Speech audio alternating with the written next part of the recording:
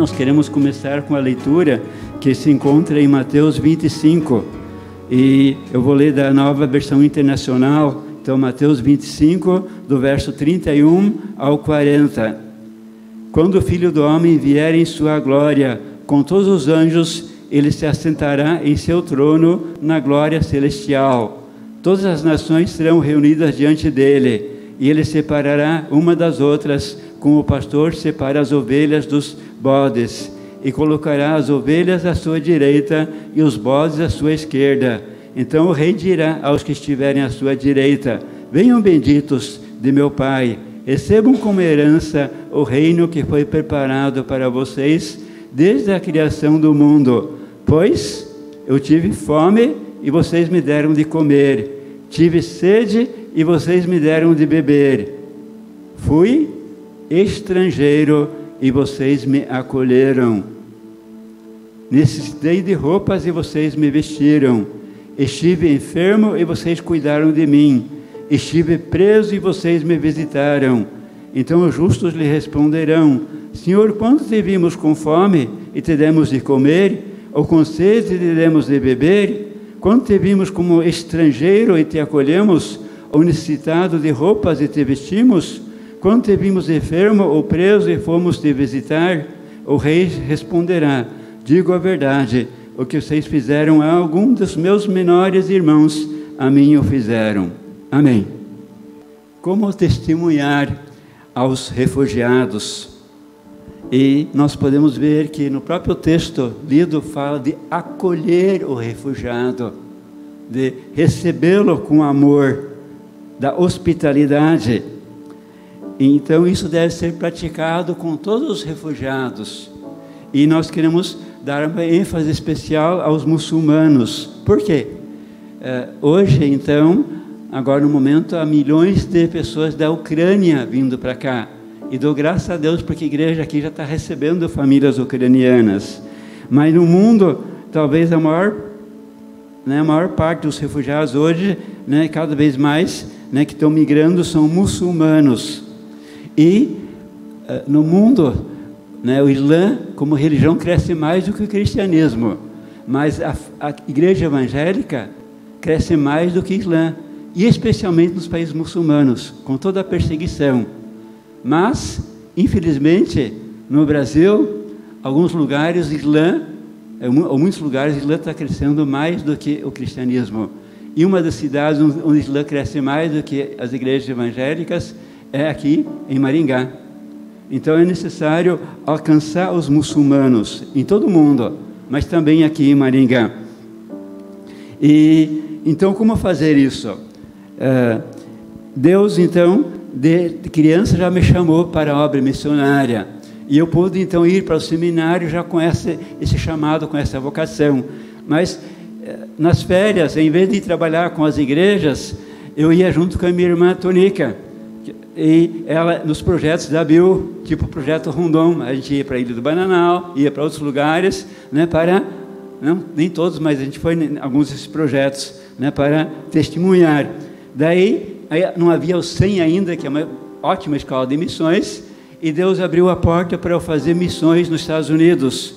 E lá teve o Congresso de Missões de Urbana, e havia um seminário sobre a necessidade de trabalho com muçulmanos. E eu pude estudar no Fuller com o Dami Curry, que é uma das maiores autoridades sobre isso, sobre esse tema. Eu pude fazer um curso de férias de 9 horas. E assim começou toda essa história. E eu fui pastor presbiteriano em Prudentópolis, onde é uma das maiores colônias de ucranianos. Eu fui pastor em Ponta Grossa, no presbitério lá, fui pastor em Curitiba, fui pastor também em Ji-Paraná, Rondônia. Eu fui professor de IBEL por 3 anos, tempo integral, fui professor do IBN por 2 anos, trabalhei com a Junta de Missões em Irati, mas agora há 17 anos, já para o 18º, estou nesse projeto de trabalho com o Ministério Árabe Cristão, procurando alcançar os árabes, os muçulmanos, especialmente os muçulmanos. E de início o propósito era ir para Foz do Iguaçu, mas aí Deus mostrou a necessidade do trabalho com os que estão no abate muçulmano. Então o Brasil é o maior exportador de carne, especialmente carne de frango, e os países muçulmanos importam carne de frango. A bovina né, pode ser exportado o boi inteiro, mas o frango, então, é abatido aqui. Só que para ser abatido, eles só comem carne, assim como os judeus também fazem, precisa ser uma carne permitida, né, kosher para os judeus, para muçulmanos, halal, permitido. Então, precisa ter o selo de halal, permitido. E para ser permitido, deve ser abatido por muçulmanos. Não é que o abatedouro seja muçulmano, mas aquela parte que vai para exportação para muçulmanos foi abatido por muçulmanos. Então, em Carambi, por exemplo, tem um desses abatedouros. E lá tinha gente de Afeganistão, Paquistão, Bangladesh, gente de vários países da África, da Ásia. E Deus, então, mostrou que o caminho era esse. Também tem os sírios árabes descendentes em Ponta Grossa. Tem agora os sírios que vieram os refugiados. E assim começou esse ministério. E tem também os estudantes universitários estrangeiros, especialmente dos países muçulmanos, por exemplo, de Guiné, né? Bissau, poder trabalhar com jovem assim. Como testemunhar para os muçulmanos? Todo o trabalho de testemunho e, como eu falei, uma ênfase maior é trabalho com muçulmano, mas não é exclusivo. Aqui a maioria talvez seja venezuelano, seja com venezuelano, com qualquer que seja refugiado. Em primeiro lugar, tudo começa com oração, porque o trabalho é de Deus. Só Ele que pode abrir o coração, só Ele que pode nos orientar, só Ele que faz a obra. Então, nós devemos começar em oração e com discernimento, buscando o discernimento de Deus. Mas depois Deus também, Ele usa o amor, a amizade. Daí vem a questão, o que compartilhar com o muçulmano? Você vai logo falar para o muçulmano que Jesus é o Filho de Deus? O muçulmano entende, na época de Maomé, não havia ainda a Bíblia traduzida em árabe. Ele ouviu que os cristãos falavam que Jesus era o Filho de Deus. E havia até alguma seita herética cristã que falava que a Trindade era Deus, Maria e Jesus. Então, se José é o Filho de Deus, então deve ter havido uma relação, assim que ele entendia, entre Deus e Maria, né, sexual, e disse que veio Jesus. Geralmente é uma heresia, não é isso que nós cremos. Jesus não é filho sexual de Deus, tá? Então, para o muçulmano chamar Jesus filho de Deus, isso é uma heresia, isso é um pecado sem perdão, e eles pensam que nós acreditamos isso. Então, você vai falar de Jesus e com o tempo vai falar dele que ele é o Filho de Deus.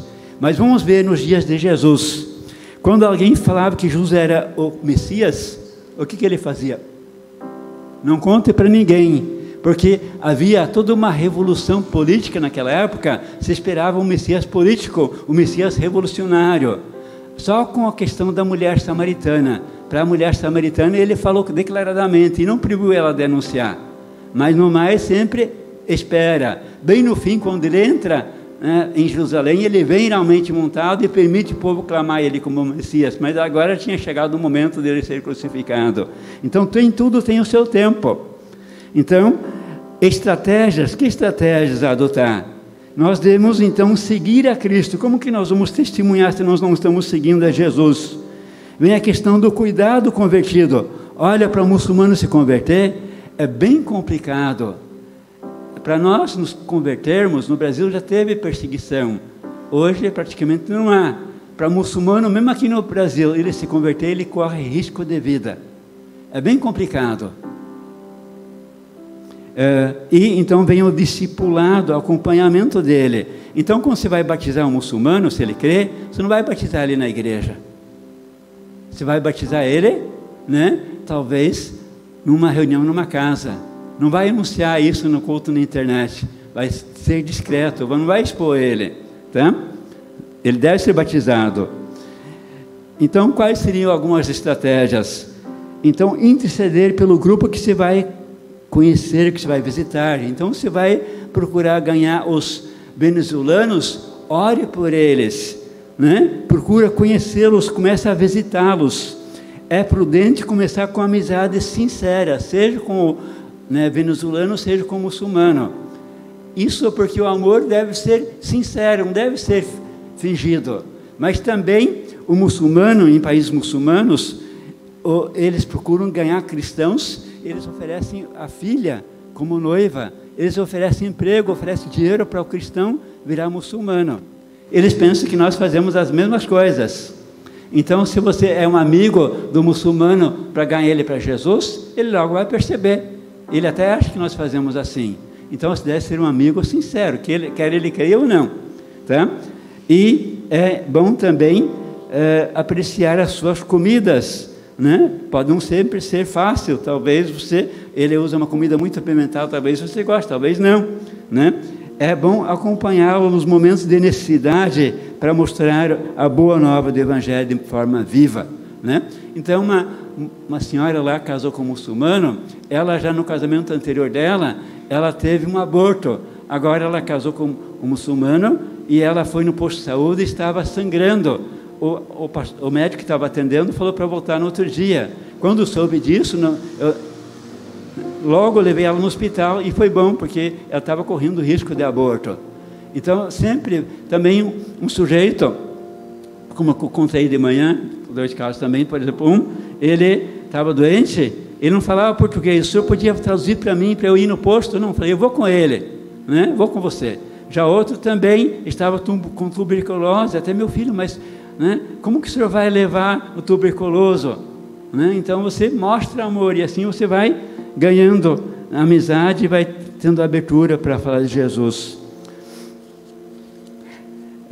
Então, orando, vamos pensar um pouco mais sobre isso. Então, pessoalmente, em família, no grupo de oração, ore por eles, ore para Deus abrir corações, ore para Deus indicar as pessoas de paz. Jesus falou que, né, ele, certa feita, ele enviou os discípulos, né, os 70, e ele falou que deviam buscar uma casa, homens de paz, são pessoas que Deus já preparou para ouvir o Evangelho. Ore para Deus indicar para você as pessoas que Ele já preparou, que estão dispostos a ouvir o Evangelho. Então, para que Deus mostre isso para nós, devemos concentrar os esforços nesses. Se nós temos vizinhos, colegas, conhecidos muçulmanos, é importante alcançá-los com o Evangelho. Talvez de início eles não estão tão abertos, mas continue. Eu sei que certa vez, né, uma hora em Ponta Grossa, tinha visitado lá em Carambi os muçulmanos e alguns amigos, e na saída da cidade orei, Senhor, me mostre. E na rodoviária tinha um sujeito, parei, ofereci carona para ele, né, entreguei algum material para ele, algum vídeo, né, e assim começou uma amizade, a gente poder falar de Jesus para ele, tá? Então demonstre interesse genuíno para ele como pessoa, invista muito tempo no relacionamento, demonstre amor, seja amistoso, vai até ele, não espere que ele venha. Como falar do amor de Deus sem você demonstrar esse amor se aproximando dele? Existe, né, muitas vezes, a gente estranha, né, o estrangeiro, e a gente então, muitas vezes, tem medo dele, né? Mas em Hebreus 13 fala que nós devemos ter filoxenia, nós devemos ter amor pelo estrangeiro, tá? Então nós devemos realmente nos aproximar dele, ser hospitaleiro e aceitar a hospitalidade deles, abrir seu lar, uma porta aberta para uma xícara de café, para uma xícara de chá, conversar sobre o tempo, a cultura, os desafios da imigração, as histórias de Jesus, tá? Convida eles para sua casa, para um almoço, para um churrasquinho. Não vai convidar para comer carne de porco. Carne de porco é carne impura, como é para o judeu. Isso realmente de forma alguma, tá? Também não vai oferecer uma taça de vinho. Eles entendem que, né, você não deve beber, né, vinho, né? No geral, nós estamos comendo evangélicos também, mas para o muçulmano ainda é mais forte. Então, cuidado, é uma orientação que a gente dá. Então, visitas, né, comer com eles é prudente, né? Então, através das visitas, comendo com eles, que a gente vai ganhando. A gente vê que Jesus, muitas vezes, nos evangelhos, ele comia com as pessoas. Até certa vez ele tinha comido com prostitutas, né, com publicanos. E como Jesus podia fazer isso? Então, isso vai aproximando a gente, as amizades. E assim a igreja também. Em vez de a gente convidar esses refugiados para uma refeição que a igreja preparou, que a SAFB preparou, você pode convidar essas irmãs, esses irmãos, para eles virem. Você fala, olha, nós queremos que vocês preparem uma comida do seu país, do seu povo. E só que a gente vai comprar o material. Então contem que material que nós podemos comprar e vocês vão preparar o almoço para nós. Isso é uma é uma boa forma de, né, eles se sentirem valorizados e amados, tá? Então, vem o testemunho, né, que a gente está falando, atitudes, demonstrações práticas de amor. Então, procuramos servir de toda a forma possível. A gente já deu alguns exemplos, então, vendo qual que é a necessidade, estão dispostos para ajudá-los assim. Como na obtenção de documentos. Então, um sujeito de Guiné, tem Guiné-Bissau, tem Guiné-Conakry, né? Então, a pessoa, ele estava com um problema, né? A esposa estava vindo e precisava de ajudar nos documentos. A gente foi, então, na Defensoria Pública, né? A gente também vai muito na Polícia Federal, até já conhece a gente lá. E também já outro, ele veio, mas ele veio com pedido de refugiado, como nós falamos de manhã, e foi negado de início, mas dá para entrar com recurso. E um advogado, até pastor em Curitiba também, ele é especializado nessa área, a gente entrou em contato com ele e ajudou a pessoa para, então, entrar com recurso, ele pôde conseguir o documento. Assistência médica e jurídica, né, com o INSS também. Então, a pessoa, algumas vezes ele está doente e ele tem dificuldade, então, para trabalhar, mas a gente pode, então, também ir com ele, com o INSS, e entrar com recurso.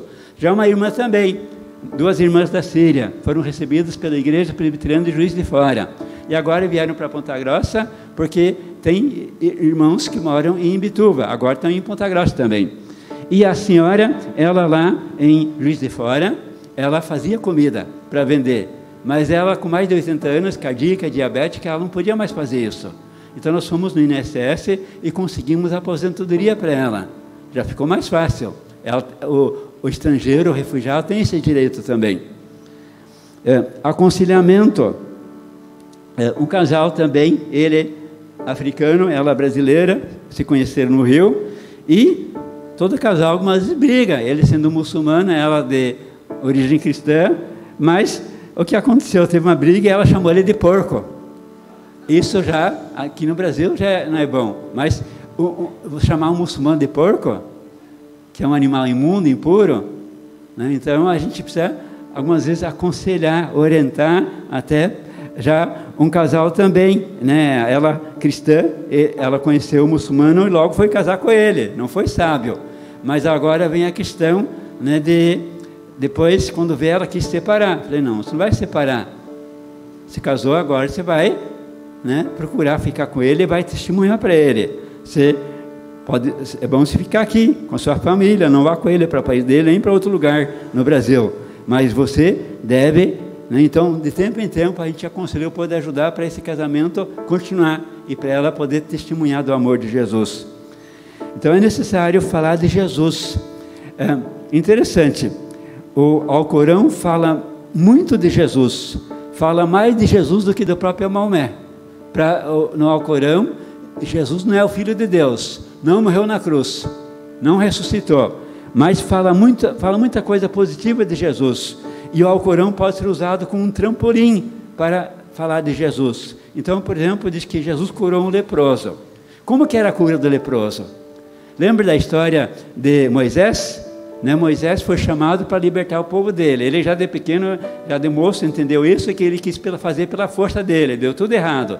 Agora, fugindo do rei, ele vai para longe, mas lá Deus o chama, e Deus diz vá, mas ele com medo não quis ir. Daí Deus deu um sinal para ele, coloca a sua mão aqui. Quando tirou a mão dele, o que estava branca com lepra, coloca de novo, agora estava curada. Então Deus é poderoso, né? Deus fala isso para ele. Você conhece a história de Musa, de Moisés, né? Então Moisés a mão dele ficou leprosa, mas Deus curou ele, certo? E depois também no povo de Israel, quando alguém estava com lepra, o sacerdote colocava sangue na orelha, né, para purificar o leproso, né? A lepra é que nem um pecado. Agora Jesus, ele curou o leproso, né? Então olha o poder de Jesus, né? Nós vimos em Moisés, né, a história, não precisa falar demais também, mas é um pouco de ênfase que Deus que cura o leproso. Agora Jesus cura o leproso. Então você vai mostrando quem é Jesus. Jesus, um dos nomes de Jesus é que ele é a ressurreição e a vida. No Islã, quem ressuscita é Deus. Então você vai falando das curas que Jesus fez e procurando ligar com fatos que a Bíblia fala sobre Deus. Eles não conhecem, no Alcorão fala que Jesus fez essas coisas, mas não tem a história. Então eles pouco sabem, mas pode procurar essas histórias e começar a ensinar quem é Jesus, tá? E também eles entendem que Jesus está no céu. Maomé não sabia se ele iria para o céu, mas Jesus, no Alcorão, diz que ele está lá no céu. Então, se você tem um amigo muçulmano, ore por ele. Mas ainda se ele está precisando, ele vai achar muito bom.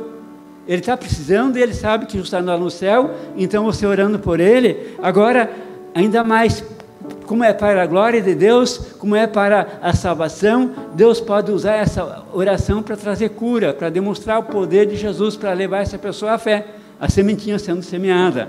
Então, procura orar sempre por seu amigo muçulmano. Se seu amigo é venezuelano, faça a mesma coisa. Se seu amigo é brasileiro, também ele precisa ver quem é Jesus, tá? Então, que coisas importantes a lembrar ao fazer amizade com os muçulmanos? Não seja interesseiro, seja genuíno. Como a seara é grande, muitas vezes, se não cuidar, a gente desiste da pessoa. Não desista, continua com a amizade. E a gente vê que eles respeitam, essa amizade continua, e com o tempo você vai poder estar falando, e Deus vai fazer a obra, tá? O que as mulheres devem lembrar acerca dos homens muçulmanos? Olha, no Islã, a salvação é por obras, é como aquele negócio de pirâmide. Você, para vender, você pode vender, mas pode conseguir pessoas que vão vendendo e você recebe uma porcentagem. Ela pode deixar, e você vai receber uma porcentagem, ela pode deixar outros para vender e você vai receber uma porcentagem também. Então, no Islã, a salvação é por obras.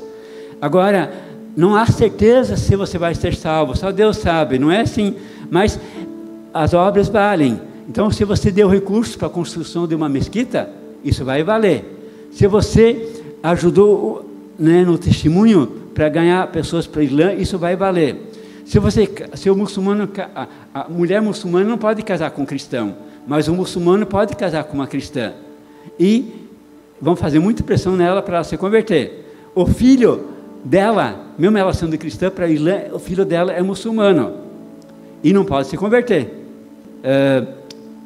Então, realmente, a gente precisa pensar bem nessas coisas. O muçulmano, ele chega nas moças cristãs, moças presbiterianas, ele parece um ótimo candidato para ela e para os pais dela. Ele não fala de ficar, ele fala de casar. Então, mas parece ótimo, né? Até eu sei de um caso lá em Ponta Grossa, né?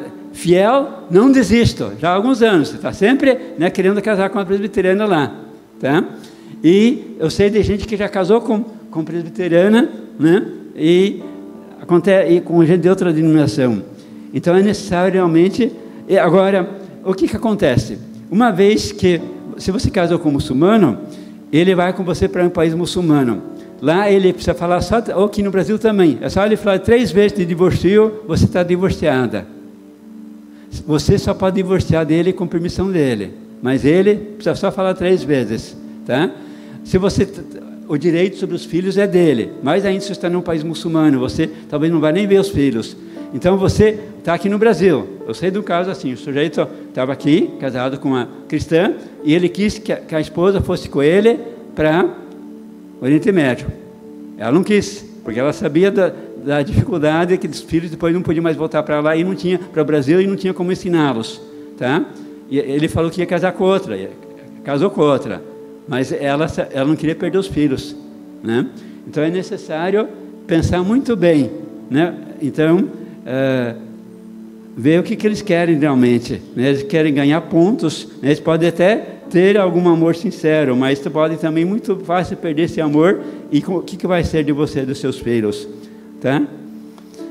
Agora eu queria lembrar de uma história, não sei se o tempo vai dar para a gente ler, porque o material é muito, mas a gente pode lembrar. Vocês conhecem a história. Em João capítulo 4, diz assim, tá? Eu gostaria que vocês lessem depois, para aprender dos pontos, tá? Leia depois, sim, mas agora presta atenção. Diz assim, diz que era necessário que Jesus passasse, né? Jesus estava na Judéia, e os religiosos estavam falando que ele estava batizando mais do que João Batista. Na realidade não era ele que estava batizando, mas, né, os discípulos de Jesus. E disse que era necessário ele estava indo para Galileia e era necessário passar pela província da Samaria. No sentido geográfico não era necessário, ele podia ir pela Pérea, do outro lado do Jordão, ele podia ir por Decápolis, para Itoreia e depois entrar então na Galileia. E era o que no geral se fazia, judeus samaritanos não se dão, então eles desviavam o caminho, não passavam pela Samaria.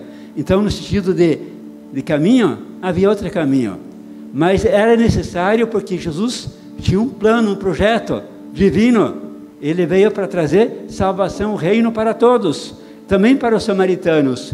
Então, ele foi pela Samaria, ele chegou em Sicar. Chegando em Sicar, era mais ou menos meio-dia, os discípulos foram comprar alimento na cidade, e ele ficou no poço. E chegou uma mulher, meio-dia. Por que ela chegou sozinha? Talvez já por causa daquilo que nós vamos ver, como a história segue. Tá? Jesus então pediu para essa mulher que lhe desse água de beber. Como o senhor, sendo judeu, pede para mim, uma mulher, o senhor sendo judeu e eu samaritana, água, né? No Brasil mesmo, homem e mulher nem sempre se conversam. Numa cultura como aquela, ainda mais, judeu e samaritano que não se entendem, agora homem e mulher, Jesus também vestido como mestre, como que ele podia estar falando com ela, né? Como o senhor pode estar pedindo para mim água, né? Mas Jesus, ele está praticando a hospitalidade, ele está procurando realmente, está procurando se dar a conhecer para essa mulher, está mostrando esse amor ao estrangeiro verdadeiro. E ela, então, vem com essa pergunta. Jesus disse o quê? A reação dele, se você soubesse quem eu sou, você me pediria água viva e eu te daria. Então me dê logo dessa água para não precisar ficar carregando, né? Nós temos água encanada, naquela época precisava carregar o odre, né? Longe. Daí Jesus disse, olha, vai e chama seu marido. Não tenho. Ah, você falou certo, você já teve 5, esse que você tem não é seu marido não. Interessante, Jesus, né? Ele vai falar com uma mulher samaritana, que não é judia, ele fala com uma mulher que já teve 5 maridos, essa com quem ela está vivendo agora, né, marido. Ele foi falar logo com essa mulher, né? Para nós achamos assim, mas para Jesus não. E agora, então, você falou com certeza, você já teve, né? Daí ela diz, o senhor é profeta, porque só como profeta que o senhor pode saber essas coisas todas sobre minha vida. Então, né, a gente vê que está havendo uma conversa, está havendo um intercâmbio, e Jesus quer se dar a conhecer, e ela está começando a se interessar, né? Então, realmente, né, olha, um dia o Messias vai vir, e ele vai nos falar todas as coisas. E Jesus diz, eu o sou. Chegou os discípulos com a comida, e a mulher esquece do odre, da água, e ela vai para a cidade. Ela diz, olha, achei um homem, e ele deve ser o Messias, porque ele me falou tudo sobre a minha vida. E os homens vão, e também pedem para Jesus ficar mais um pouco, e depois dizem, olha, nós agora não somente cremos, né, porque ele falou tudo sobre a sua vida, conhecia tudo sobre a sua vida, mas nós mesmo cremos que ele é o Salvador do mundo. Ele é o Salvador, entenderam que ele é o Salvador porque sabia tudo sobre a vida dela. Ele também, né, ele realmente se interessou para judeus e para samaritanos. Então a gente vê que a forma de você alcançar o muçulmano muitas vezes é de uma forma próxima. Para os muçulmanos, eles também entendem que houve muitos profetas, que Jesus foi um desses profetas. Eles entendem também que homem e mulher são separados. A palavra de uma mulher vale só a metade de um homem, tá? Naquele período também era assim. Mas a gente vê que Jesus mostra o amor. Existe até o filme de Jesus, né? E esse filme você pode achar em português e em árabe, né? O filme Jesus, você pode achar no web, filme Jesus.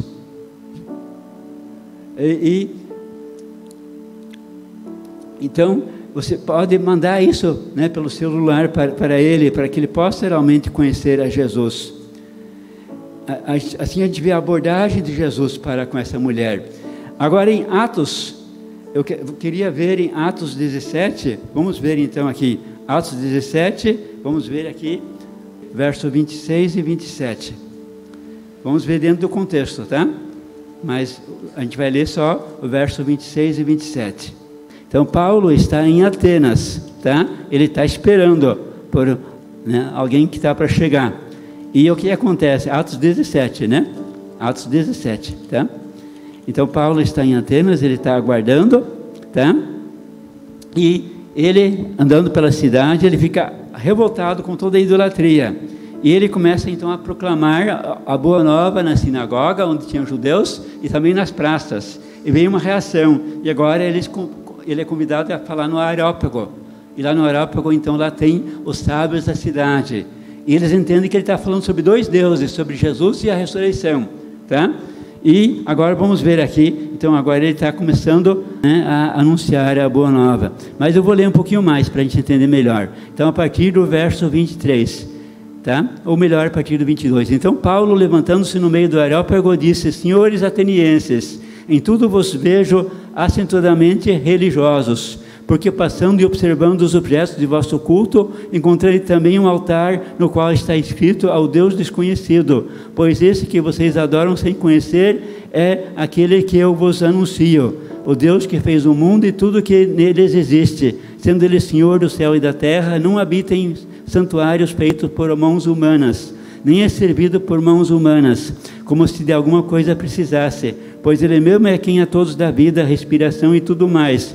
De uma só fez toda a raça humana, para habitar sobre toda a face da terra, havendo fixado os tempos previamente estabelecidos e os limites da sua habitação, para buscarem a Deus se porventura, tateando, possam achar, bem que não está longe de cada um de nós. Eu vou repetir o verso 26 e 27, presta atenção. De uma só fez toda a raça humana, para habitar sobre toda a terra da terra, havendo fixado os tempos previamente estabelecidos e os limites da sua habitação, para buscarem a Deus se porventura, tateando, possam achar, bem que não está longe de cada um de nós. Olha, Deus estabeleceu os tempos e os lugares onde as pessoas estão, para que tateando possam buscar e tateando possam achar. Isso quer dizer o quê? Que se as pessoas estão mudando, não é por acaso, faz parte do projeto de Deus. Há cerca de 3.000 povos não alcançados no mundo, e muitos desses estão em lugares onde é difícil para o missionário entrar, onde não é permitido, onde é realmente muito complicado, e Deus está fazendo com que esses povos estão mudando, e Ele está usando então essas questões todas que a gente não compreende, não entende, mas para levar essas pessoas mais próximas de nós. Tá? Eu então, como eu falei, eu fui para o seminário em Campinas, seminário presbiteriano, fui fazer missões no estrangeiro, pensei de ir até, naquela época, ir para Iraque, onde havia Mendes Júnior. Depois, trabalhando em vários lugares, há 17 anos fui começar esse trabalho, pensando em ir para Foz. Descobri que em Carambi, perto de Ponta Grossa, onde eu nasci, onde eu me criei, a 1.000 metros de onde eu nasci, tinha gente de Paquistão, Afeganistão, Bangladesh, Kuwait, tá? Desses países da África, Congo, Sierra Leoa, Guiné. Deus nos trouxe para perto pessoas onde em cada 10.000 um é cristão, 1% são cristãos. Marrocos também, tá? Então são pessoas assim. A gente vê como Deus é soberano. Então aqui nesse texto de Atos, qual foi o propósito de Deus ao criar o homem? Para que pudessem povoar a terra. A gente vê que de início queriam fazer uma torre para ficar lá, mas Deus criou a confusão e espalhou. Agora, que propósito Ele tem ao determinar o tempo e os lugares em que os povos devem habitar? Para que o homem o busque e, tateando, possa encontrar a Ele. O que é a vida eterna? Vida eterna é conhecer a Deus. O muçulmano carece de conhecer a Deus, mas o que ele está buscando? Mas ele aprende que Deus é um Deus distante, que não dá para conhecer a Deus. Mas nós conhecemos.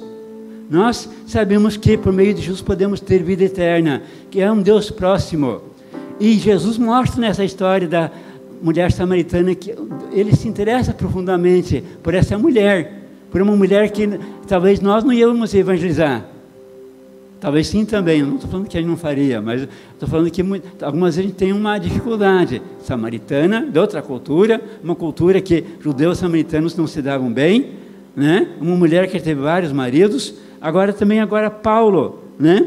Então a gente vê que Deus determinou tempos, lugares, para que eles possam vir a conhecer a Ele. É o projeto de Deus de trazer os ucranianos, os venezuelanos, de trazer os sírios, de trazer outros, né, haitianos, né, e outros para cá, para que possam assim ouvir o Evangelho, e ouvindo o Evangelho possam testemunhar para o povo deles.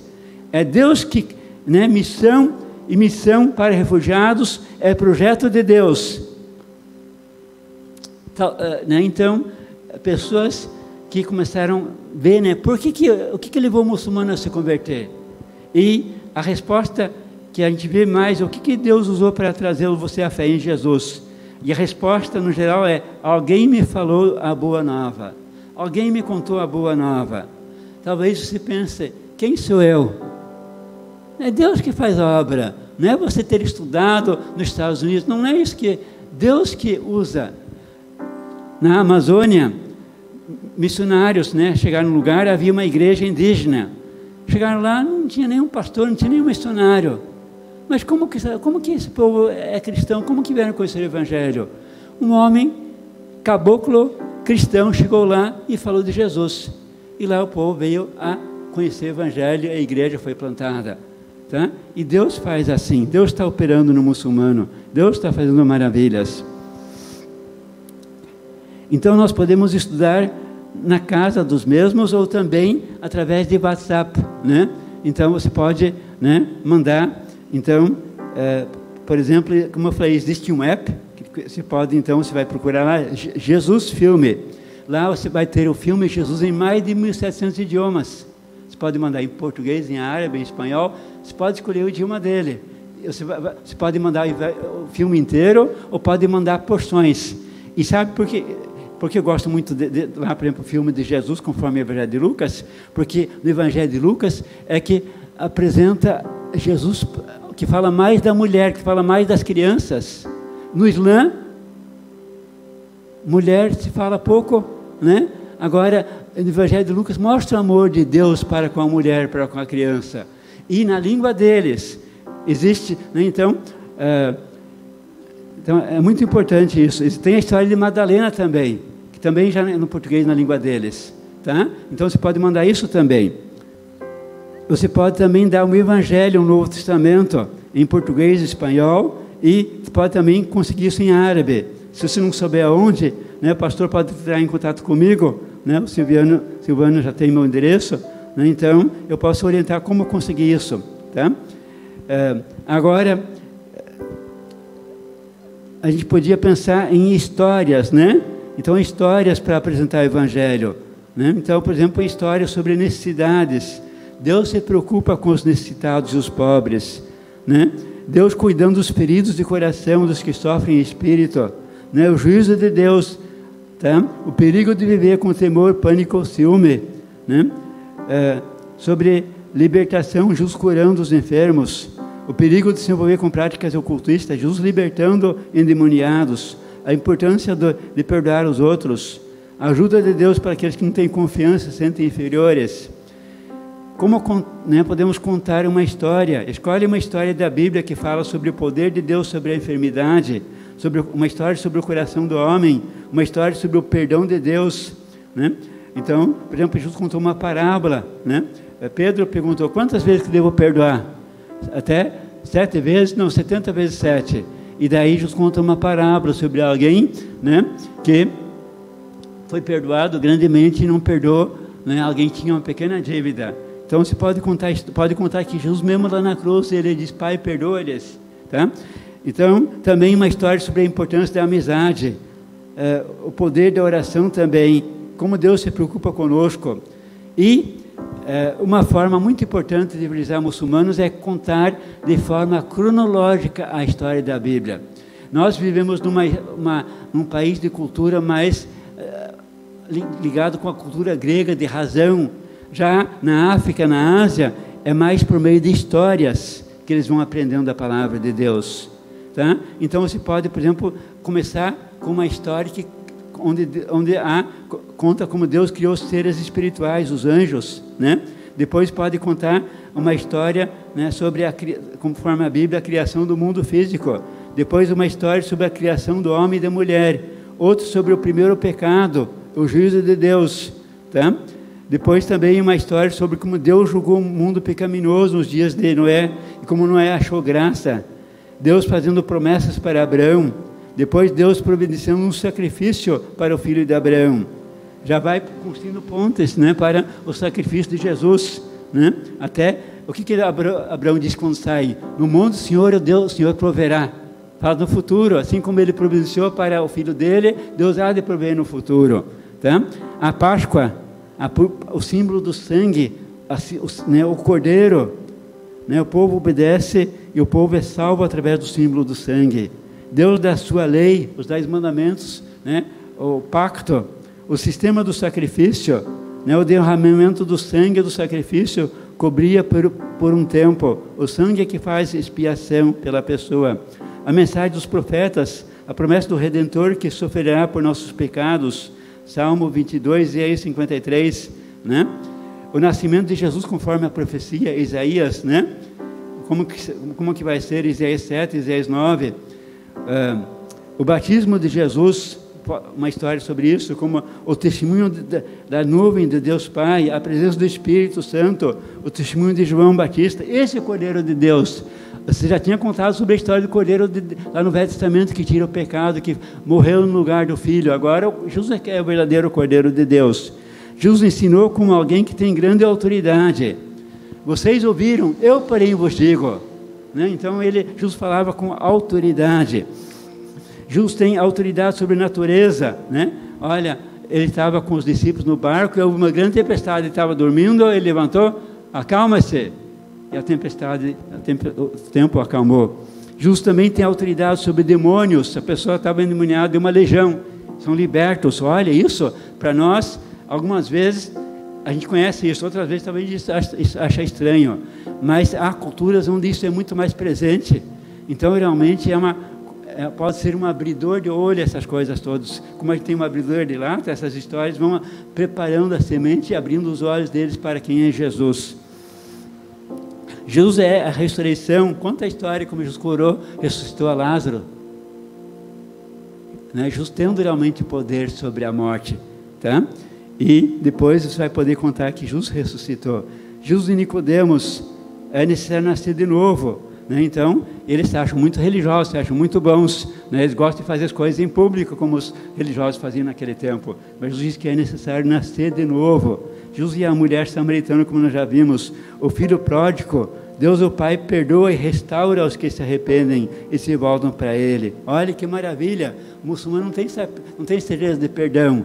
Ele não tem como. Tá? A única forma para muçulmanos ter certeza de ir para o paraíso, sabe como que é? É ser um homem-bomba. Então não é que eles gostam em si de morrer, talvez. Mas a forma de ter certeza de ir para o paraíso quando estão dispostos a morrer pela religião. Tá? Então, de certa forma, há uma dedicação, uma consagração. Algumas vezes tem gente que tem medo de falar de Jesus para muçulmano pensando que vai morrer. O muçulmano não tem medo de morrer. E a gente não está enganado, eles estão enganados, eles não vão para o paraíso morrendo pelo Islã. Nós, se morremos por Jesus, crendo em Jesus, a gente vai para o paraíso. Né? Há uma certeza. A festa das bodas e os que rejeitam o convite. Né? É necessário aceitar o convite. Né? A última ceia, o corpo e o sangue derramado por nós. Né? Jesus, como ele tinha dito, ele é traído, é arrastado, acusado, julgado e sentenciado à morte.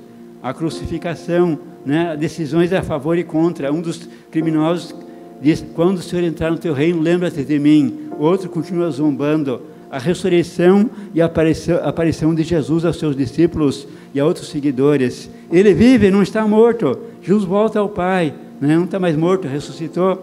Jesus volta ao Pai, a ascensão de Jesus. Então Jesus vai voltar aos crentes. Né? Até os anjos falaram isso, né? Lá no túmulo quando Jesus ressuscitou. Assim como ele foi, ele há de voltar. Tá? E ele vai também julgar, e é necessário estar preparado. Tá? Por que contar histórias bíblicas? 70% das pessoas nos grupos não alcançados são analfabetos. Então eles têm dificuldade na leitura da Bíblia. Através de histórias eles podem ser alcançados. Até o movimento que Deus está usando no mundo muçulmano, sabe como que é?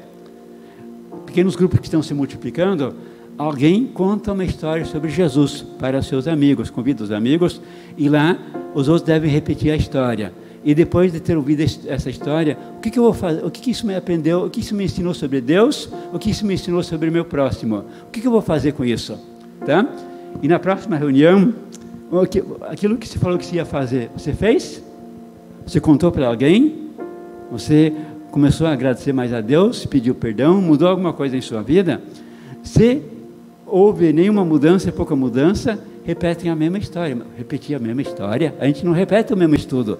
Por que eles repetem? Jesus disse, ide fazer discípulos, ensinando-os a fazer estudos, ensinando-os a aguardar, não só a repetir estudos, aguardar.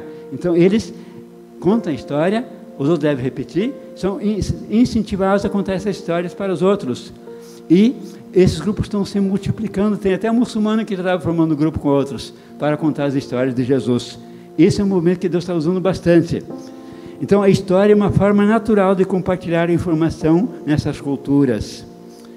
Só que é necessário preparo, oração, lendo a história várias vezes na Bíblia, até você se ficar familiarizado. Talvez grave, escute a gravação, mapeie a história, coloque num papel algumas linhas, né, de como a história desenvolve.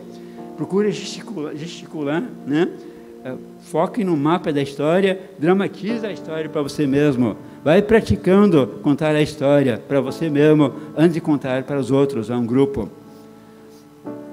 Mantenha contato visual com as pessoas. Explica que a história é do livro sagrado. Não precisa falar a Bíblia, né? É do livro sagrado. Conta o que se passa na história, conforme o nível do ouvinte, né? A sua idade, onde eles moram. Palavras, use palavras que são fiéis à Bíblia, tá? Não leia da Bíblia. Use vocabulários que o povo entenda e expressões apropriadas. Conte os eventos em ordem cronológica, na forma em que aconteceram, para que eles possam entender como o quebra-cabeça se encaixa. Tá? Final, prepare bem o final. Pode terminar a história e dar uma breve ideia que resume o seu propósito. Assim como Deus ama a seus filhos, ainda que nem sempre somos fiéis. Tá? Pare, né? Depois de contar a história, pare, dê um sinal claro que a história terminou.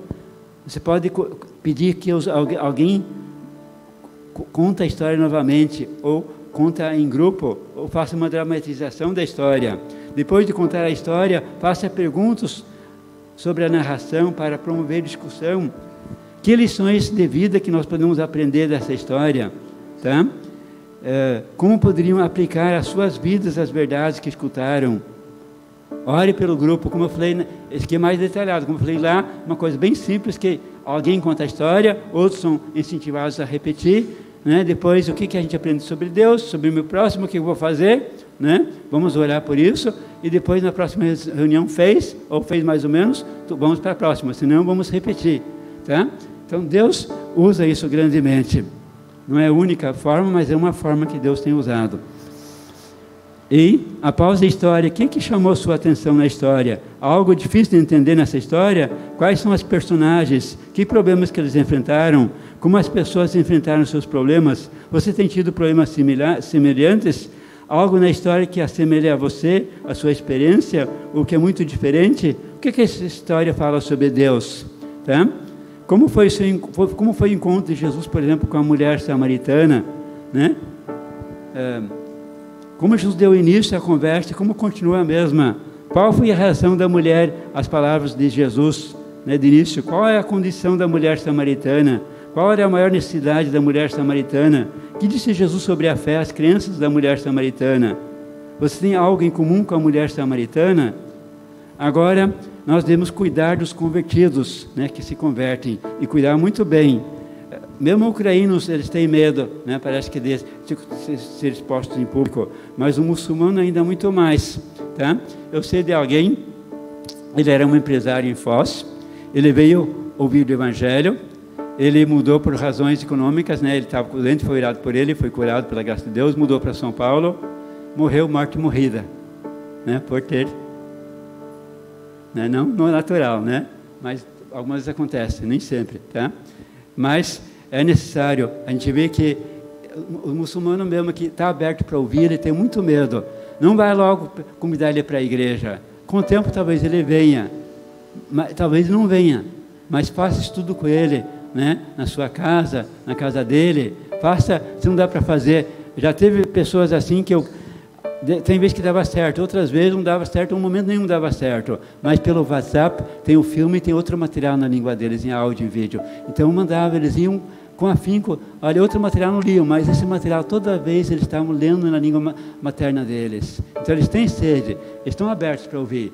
Só que eles têm medo por causa de risco de vida. Eles correm risco de vida aqui mesmo.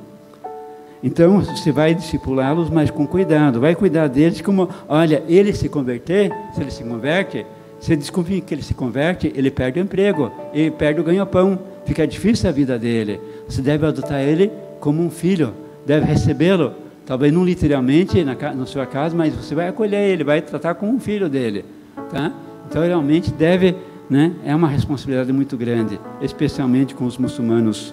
Então dirá o rei aos que estiverem à sua direita: vinde benditos do meu Pai, entrai na posse do reino que você está preparado desde a fundação do mundo. Tá?